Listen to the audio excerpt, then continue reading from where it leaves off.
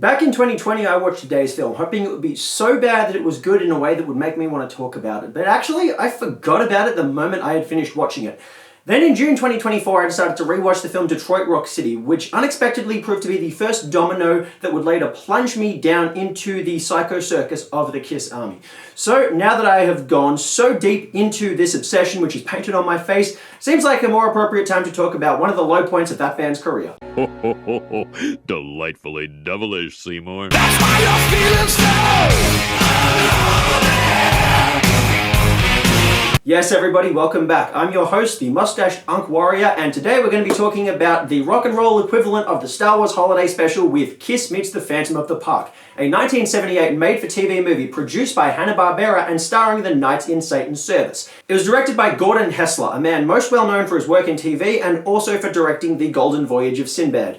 And it was a film that was so critically reviled that for the years afterwards, nobody working for KISS was allowed to talk about it in their presence. The film was produced during the peak of KISS's popularity during the late 1970s in an effort to elevate their image to the level of superheroes. It began with the production of the KISS comic book series and later continued with this film. Unfortunately, this movie was frantically rushed through production, the script was constantly being rewritten, and they were only given $3 million to work with, the resulting product of which has been the subject of mockery. It was also produced when there was a high amount of conflict going on within the band, and none of the band members were actually accustomed to the amount of downtime that one experiences when shooting a film. This was particularly distressing for both Ace Frehley and Peter Criss, who were deep into abusing cocaine and alcohol at the time. Ace Frehley was actually known to leave set, drive around on his moped, and was known to crash it multiple times. But he said he had fun shooting the movie. Can you describe the plot of Kiss Meets the Phantom of the Park as best as you can? I have no idea what that movie's about.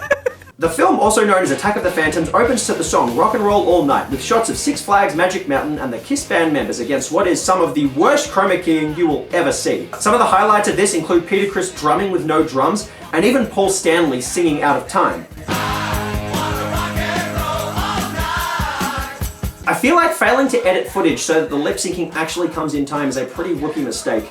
But then again, this entire movie is one big rookie mistake from everybody. There's also some shots of them riding around on rides imposed over stock footage. Then the story actually begins. KISS is in concert, starting tonight for 3 great nights. Remember, KISS tonight. KISS. Will you stop saying that? We've got the rides, the attractions, and we've got KISS. Look, all they come to see are their heroes. Get with it, Sneed.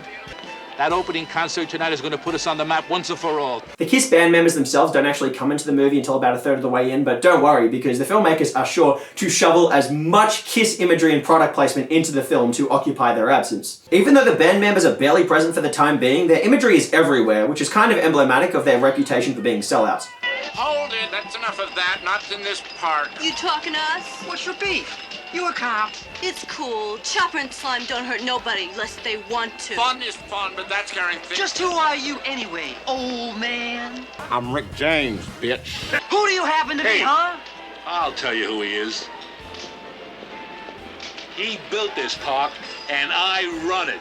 He built this park on rock and roll. No, that's a lie. He's actually the antithesis to rock and roll, as you'll learn. But then again, so is that song by Starship. What happened to the Freddy the Fox and the Oliver Walrus exhibit? Who took them down and put up that grotesque KISS cutout? Somebody trying to save this park from terminal deficits. Actor Anthony Zerbe plays Abner Devereaux, the engineer behind the park's animatronics, who is upset that his work is now being forced to play second fiddle to an appearance by KISS. Mind you, they're only showing up for 3 nights of performances, so you'd think he could settle his ego for a little while, but apparently not. This random guy finds a hidden room inside a laboratory, and then this random girl is sitting around drinking Coke in silence whilst a KISS lookalike concert goes on. KISS and Coca-Cola pretty much duke it out for more product placement in this film. As random girl wanders a crowd of KISS fans, she finds her way to Abner's workshop, searching for the guy we saw before. She wanders around the room but doesn't find him, blissfully unaware that he's been turned into some kind of an android by the mad Abner, who also enjoys using his creations and the security cameras to taunt the unruly guests of Magic Mountain. And the entire time, nothing is actually happening. Surprisingly little effort was actually put into making Kiss Meets the Phantom of the Park. Like, there's just nothing. They just kind of put the camera there and the actors just kind of look around and walk around for a good portion of the film. The entire thing feels exceedingly average and couldn't have less to do with Kiss so far, minus all of the product placement ham-fisted into the film. And for some reason, construction of the stage the band is performing on is literally still happening on the day that they're meant to be performing.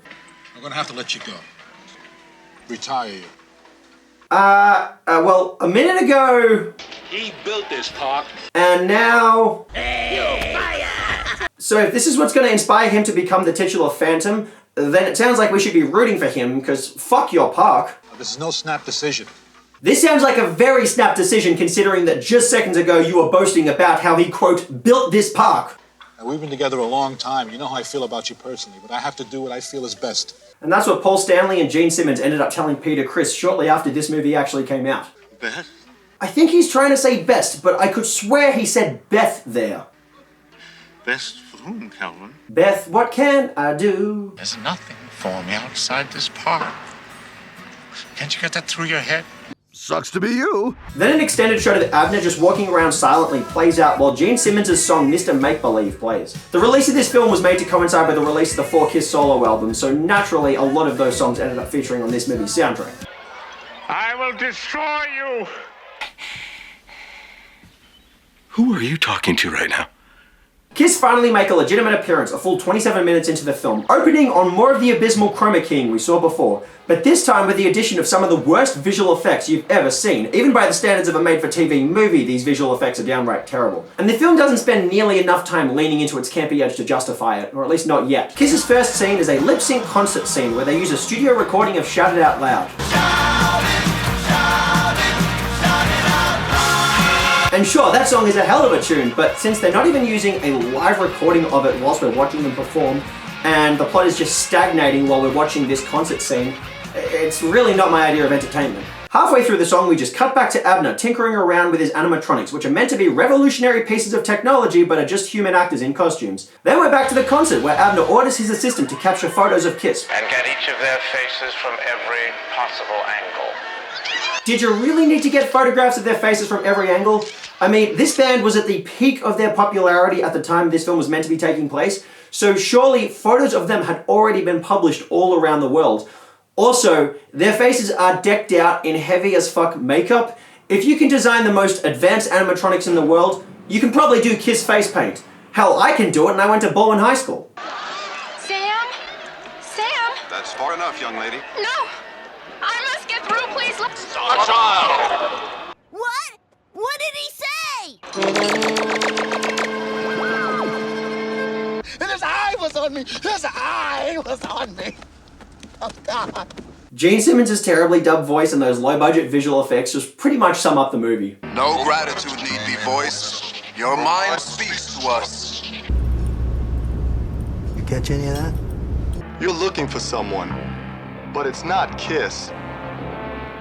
My fiancé Sam, he was taking pictures of you. He was here. This is ridiculous. Sam's still in the park. You're not gonna elaborate on that? No, the band just walks away. They stop so that the Star Child could show off his superpowers and the demon could roar, but they aren't actually gonna do anything. Instead, random girl whose name is actually Melissa just gets to wander the park whilst another song from one of the KISS solo albums plays.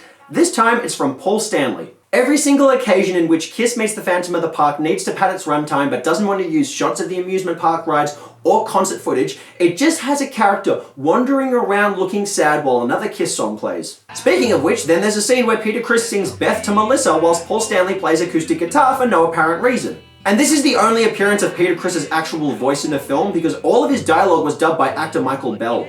Sources differ on whether or not Peter Criss actually went to the looping sessions for the ADR in this film, but in his own autobiography, Peter Criss admits that he struggled with a lot of line delivery, that he was constantly fucked up during production, and that when he appeared in this movie, it was when he knew that his career as a rock and roll musician was, quote, in the toilet. Whilst he's singing, Sam finds the band's talismans, meant to be the source of their mystical powers, and after standing around sobbing for ages instead of looking for her boyfriend, Melissa finds him, but all is not quite as it seems.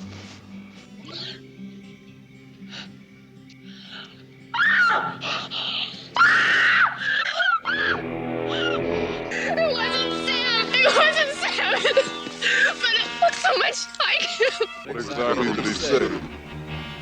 What the fuck did you say? Seriously, who thought that doing this to Gene Simmons' voice was a good idea? Whilst Melissa learns all about KISS's mystique, we see a figure resembling Gene Simmons bust through a wall and attack the security guards with some of the most visible wires you've ever seen in any movie ever. Like, the film repeatedly cuts back to shots where the wires are center of frame, almost like they're intentionally showing them off.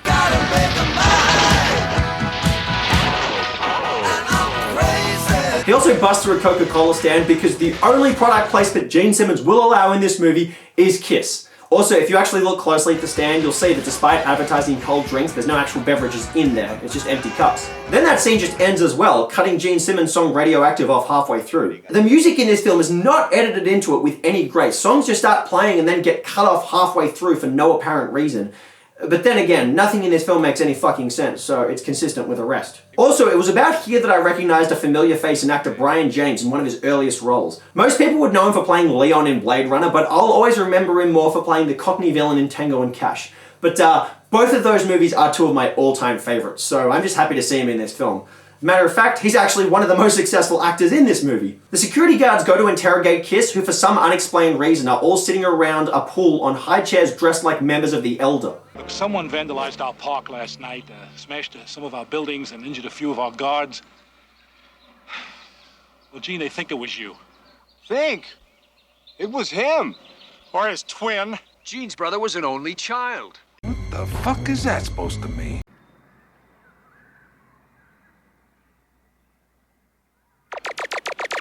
Inclined to believe you and the boys, but this group brings in $200,000 a show. So apparently Starchild's laser eye powers also happen to work as a listening device, just in case you were wondering. Then we cut to their next concert show where they're playing I Stole Your Love with some unbelievably bad audio quality. I remember the day that we met. I needed someone, you needed someone. Yeah.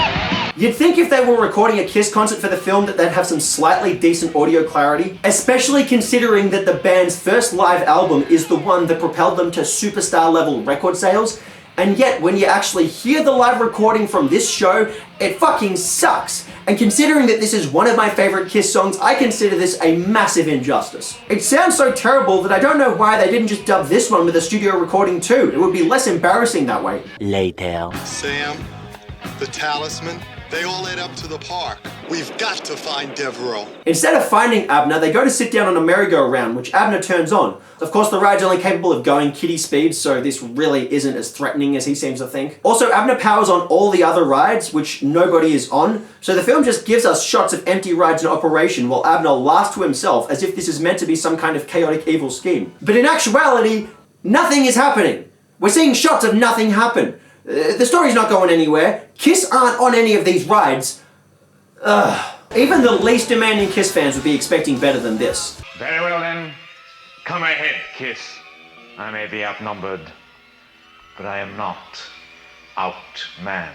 The same fucking thing. Devereaux unleashes his White Wolf androids on the band, turning this into Kiss Meets the Furries of the Park. And Ace Frehley's cover of New York Groove begins playing as a comedically terrible fight scene begins, with the Catman making no contact with his jump kick, and the filmmakers putting it in slow motion so you can really see that he doesn't. But more enjoyable is the presence of Ace Frehley's visibly African-American stunt double who had to be painted in flesh colors so he could resemble his Caucasian counterpart. This whole fight scene is so hilariously terrible that finally, the film actually becomes somewhat entertaining. It's all for the wrong reasons and it took us a full hour to get there, but finally, something's actually happening.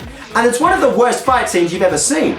After defeating the Fairytrons, they realize Devereaux is the man behind the attack before they walk into a trap and have to duke it out with samurai bots. And to its credit, this time the fight choreography is genuinely way better. But the band finds themselves so overwhelmed that Ace Frehley teleports them out of there. They end up getting led into Abner's dungeon where once again they have another fight. This time they turn into the Monster Squads. They have to battle Frankenstein's monster, Dracula, the Wolfman, the Mummy, and more. I don't believe it! Believe it. I don't believe it. Believe it. Every time Kiss have to fight someone, things are so downright silly that I don't want to look away. It's just a shame that aside from these scenes, the film really has nothing to offer, and the fact that all these fights are crammed into the last 25 minutes of the film, and we have to sit through the most boring fucking hour of your life to get here. Still, watching a terrible fight scene between them and the iconic Universal horror villains is a pretty unforgettable sight. And it plays out to Paul Stanley's single Love in Chains, which is arguably the highlight of all 4 solo albums. Seriously, I had the song stuck in my head for weeks after watching this movie. It was the one thing that I found memorable about it. Abner uses a ray gun to incapacitate their talismans and rob them of their superpowers, but the demon isn't phased.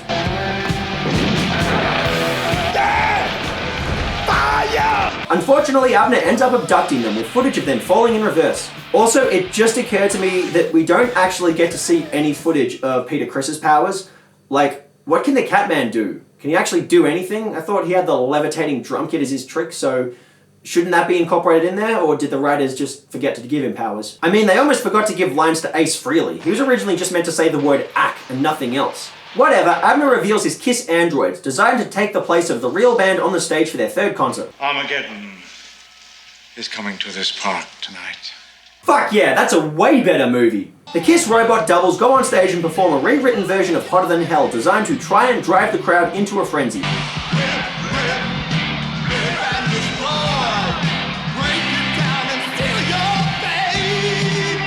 In a scene that predates The Empire Strikes Back, KISS concentrate all their minds on the talisman case and are able to summon wires to lift it up and over to them. And I'm not sure how they were actually able to get a physical object through the electromagnetic barrier of the prison cell when just a second ago we saw one of them try to broach it and proved unsuccessful, but Come on, get up! You've been warned. With their powers returned to them, they somehow escape the cell and fall from the sky to battle themselves on the stage. And if you think seeing Superman battle himself in Superman 3 was something, just you watch KISS fight all of their own stunt doubles. The most hilarious of which is Ace Frehley, because the actor and his black stunt double constantly shift between playing the hero and the villain in this scene depending on who has the more demanding feat to do at the time. Eventually, the band is able to defeat their robotic counterparts and close out the night playing rock and roll all night for the audience. And somehow, Abner is rendered catatonic off screen. He created KISS to destroy KISS, and he lost. That's supposed to mean something? And finally, the credits roll. Is KISS Meets the Phantom of the Park a good film? There's really not all that much to actually say about KISS Meets the Phantom of the Park, and frankly, the reason I'm reviewing the film is just because I wanted a reason to actually paint myself up in the Vinnie Vincent ANKH makeup. I went to the KISS Army gathering at the end of 2024, and whilst all other 5 members of the KISS creations all showed up, only 2 of us showing up as Ace Frehley, mind you, there was no one who showed up as the Ankh Warrior. I just wanted an excuse to represent an underseen demographic, but whatever. KISS Meets the Phantom of the Park is a vanity project without the project. It's an incredibly unambitious movie which screams of corporate emptiness and settles for such a low standard of storytelling. Frankly, the fact that the band were on top of the world and decided to transition to the screen with a measly $3 million made-for-TV movie doesn't make any sense, but neither does the rest of the film. Like I said, when I watched this film years ago, I forgot about it the moment it was done. But now that I'm visibly so deep into the KISS army, I'm viewing it in a different headspace. And I gotta say, if you're not a KISS fan, this movie barely has anything on offer. If you are a KISS fan, you have to have an appreciation for some of the stupidest decisions they ever made in their career. The Phantom of the Opera element of the story is completely overdone in cinema, but rarely has it been done as lazily as it was in this film. The entire first hour of KISS Meets the Phantom of the Park is a complete write-off with almost nothing happening the entire time, and the filmmakers trying to disguise that beneath shots of roller coasters, people walking around while the KISS solo albums play, and of course all the concert footage. Occasionally it pretends to have a plot, but most of the time that revolves around all the non-KISS characters who aren't even the vaguest bit interesting. Actor Anthony Zerbe remains respectfully committed to the part of Abner Devereaux the entire time, but neither the script nor the direction offer him the chance to portray the campy villain that the film actually needs. And funnily enough, the actor doesn't even list his role in this film on his list of credits on his website. Eventually, the film stops pretending to have any semblance of a premise and just becomes about KISS fighting different cartoon villains in a series of comedically ridiculous fight scenes, which are easily the highlight of the film.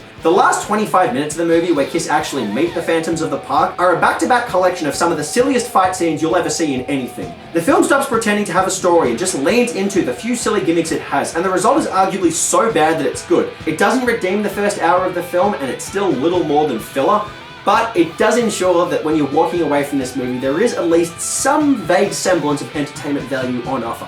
When you read up on what went on behind the scenes with this film, it's no surprise that it turned out like it did. None of the band actually read the script for the film, none of them had any acting experience, which you can tell from their performances, and there was a lot of conflict going on between the band members at the time, leading to Peter Criss and Ace Frehley both leaving the band in the years immediately following the film. And the film was such a rush job that there was only 6 months between filming and the release of the movie. Michael Bay may have been able to make Armageddon work on a budget of $140 million in a period of only 9 months, but even the superpowers of KISS couldn't save this little $3 million made-for-TV piece of trash. When it comes down to it, if you want to see a film that actually captures the spirit of KISS, you gotta watch Detroit Rock City instead. That's the film that led me down the rabbit hole that got me to where I am now. And it's one you don't even have to be a KISS fan to appreciate. It's just an entertaining low-stakes movie which captures the spirit of rock and roll. And there's a lot to appreciate about it, but when it comes to today's movie, there's not a lot to appreciate, whether you're in the KISS army or not. KISS Meets the Phantom of the Park gets 2 foxes out of 10. It is a cartoonishly terrible film composed entirely of filler,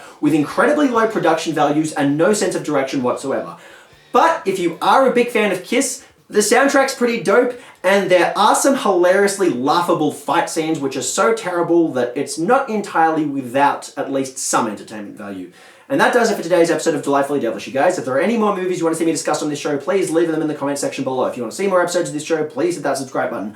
Otherwise, until next time, I have been your host, Vinnie Vincent. Shout it, shout it, shout it out loud.